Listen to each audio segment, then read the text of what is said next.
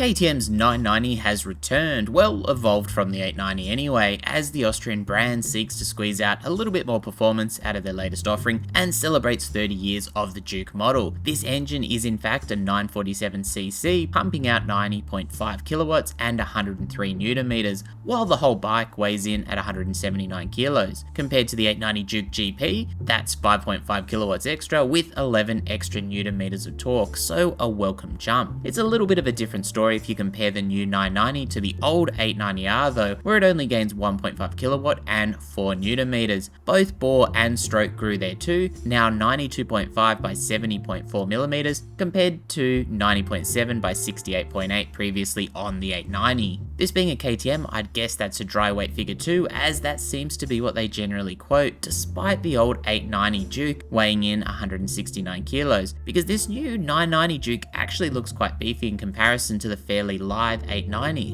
KTM also promised better rideability thanks to more aggressive camshaft profiles and longer valve openings, increased rotating masses, and a wider radiator for better cooling. The exhaust is also a full stainless steel system, with the bike meeting Euro 5 Plus homologation, while fuel consumption is 4.7 litres per 100 Ks, which, with a 14.8 litre fuel tank, allows for a range of about 300 kilometers. On the chassis side of things, we see a new trellis frame with increased torsional and side stiffness, alongside a closed ladder swing arm, which actually reduces that stiffness by 35% for better traction. The swing arm pivot is also moved inside the frame rather than being on the outside like previous models, with the pivot bolt replaced by forged parts. Notably, at the rear we also see a new aluminium die-cast subframe with integrated airbox and intake under the seat, taking inspiration from KTM's trellis subframes and minimizing the parts in use. A forged aluminium triple clamp is also used with 32mm offset mated to an aluminium steering stem, with the bars actually offering 4 positions of adjustment in total. Suspension is a set of WP 43mm Apex open cartridge forks with 140mm of travel, and compression and rebound are adjusted in separate fork legs, with 5 clicks of adjustment in each. At the rear we see a WP Apex monotube shock with lighter linear spring, offering both preload and rebound adjustment with 5 clicks of the latter. Wheels are the same as seen on the 1290 Super Duke R, interestingly enough, but slightly tweaked for the double-sided swing arm, and will run a 120/70 front and 180/55 rear, both Bridgestone S22s and 17 inches. Brakes meanwhile are KTM branded 4-pot radial calipers on 300mm rotors with a 240mm rear rotor. New mounts for the front disc brakes save 500 grams on each side impressively, and KTM Supermoto ABS is fitted. A 5-inch TFT meanwhile gives access to all the information you'll need, plus electronics, and there's even a USB-C connection for charging. That screen can display 4 favorite preferences, one of which is lean angle. Standard is 3 modes, while track and performance modes are purchased as extras, as is the Quick Shifter Plus. Demo mode will tease new owners with the full package before locking them out, demonstrating that you've almost certainly already paid in full for all of those features when you got the bike. Those modes control the throttle control, power and traction control settings, as well as lift control, it would seem. Cruise control and launch control are part of the performance mode. Track mode adds lap times and telemetry data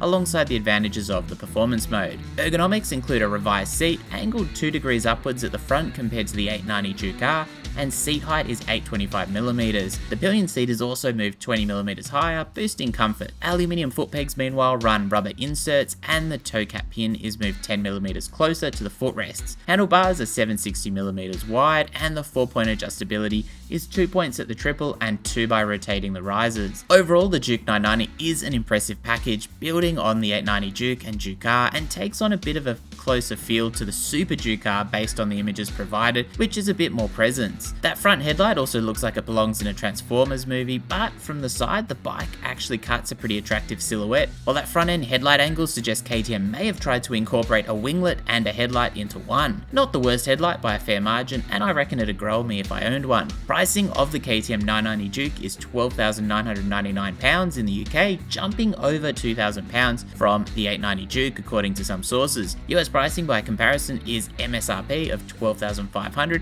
which seems to be about $1,200 more than the base 890 Duke there, but I could only find a 2022 figure there. There's no pricing I've been able to find for Australia, but we're expecting them in April. We also only get the 890 Duke GP in 2023, and from what I could tell, it currently demands about an 18k price tag right away. Around the 20k mark as a result seems an easy approximation for this new 990 model as a result, but it may even be higher than that. Anyway, let me know what you think of the new KTM Duke 990 and whether it's a big enough upgrade to one for you. As always, thanks for watching, stay safe out there, and if you're still here, consider dropping me a like.